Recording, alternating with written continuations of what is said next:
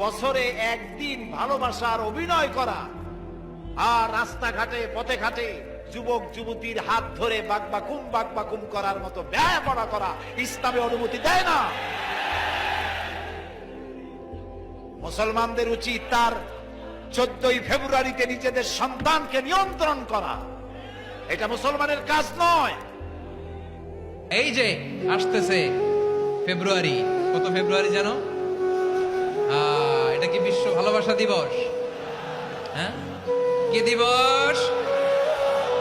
এই বিশ্ব ভালোবাসা দিবসের সাথে মুসলমানদের কোনো সম্পর্ক নাই। আমার প্রিয় ভাইরা, এই যে আপনি অবৈধ সম্পর্কে জড়ালেন, কেন আল্লাহ অশ্লীলতাকে হারাম করেছে দেখেন। বলতেছিলাম যে এটা আপনার নাসাল, আপনার জেনারেশন, আপনার লিনিয়েজ, আপনার বংশকে প্রিজার্ভ করা। কে কার বাবা, কে কার মা, বাবা মা জানা, প্রজন্মকে প্রিজার্ভ করা, এটা ইসলাম ওয়াজিব করে দিয়েছে।